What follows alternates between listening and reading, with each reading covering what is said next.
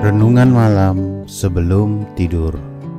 Sahabatku yang mengasihi dan dikasihi Tuhan, pada zaman dahulu hiduplah seorang raja yang hanya memiliki satu mata dan satu kaki. Meskipun dia memiliki kekurangan pada fisiknya, ia adalah raja yang baik dan cerdas.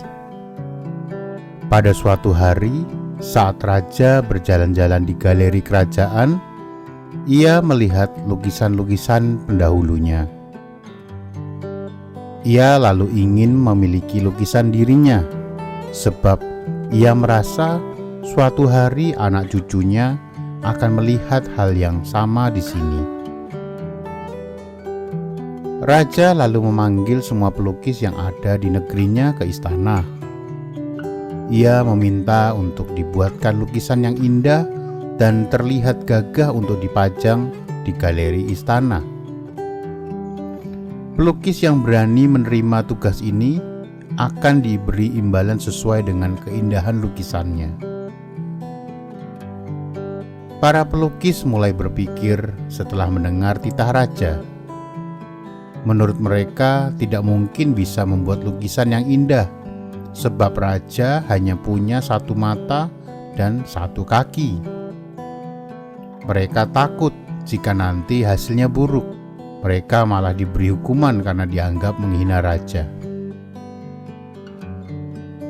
Pelukis-pelukis itu pun satu persatu mengundurkan diri dengan berbagai alasan. Lalu salah seorang pelukis mengajukan diri untuk melukis raja.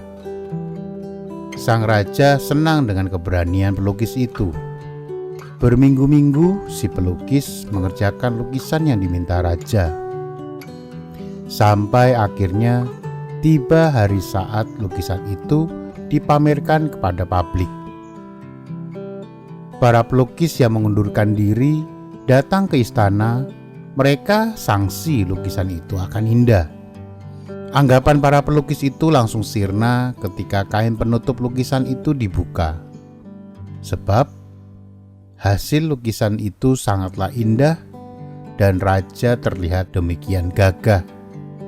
Di lukisan, raja digambarkan sedang menunggangi kuda yang menghadap ke samping sambil bersiap memanah, sehingga kakinya yang cacat tidak terlihat dan matanya yang buta terpejam seperti sedang membidik.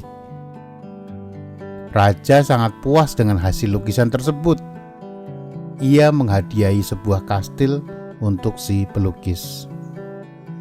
Sahabatku, seringkali sebagai manusia kalau sudah menyerah, kita hanya bisa berpasrah diri dan tidak mau melakukan apa-apa lagi. Padahal Tuhan menciptakan kita bukan hanya sebagai pajangan saja, tapi kita juga diberi akal. Kita diberi otak untuk berpikir untuk mencari jalan keluar. Saat ada masalah, jangan hanya berpasrah diri dan mengatakan semua indah pada waktunya. Jika Anda tidak mau berpikir dan berusaha, waktu yang indah itu kemungkinan tidak akan datang. Amsal 16 ayat 22 mengatakan, akal budi adalah sumber kehidupan bagi yang mempunyainya, tetapi siksaan bagi orang bodoh ialah kebodohannya. Lakukan dengan upaya yang semaksimal mungkin. Gunakan pikiran Anda, kreativitas Anda. Berpikirlah out of the box dan serahkan semuanya pada Tuhan. Mari kita berdoa. Terima kasih Tuhan, karena aku telah diberikan akal budi sehingga aku bisa menyelesaikan permasalahanku di dunia ini.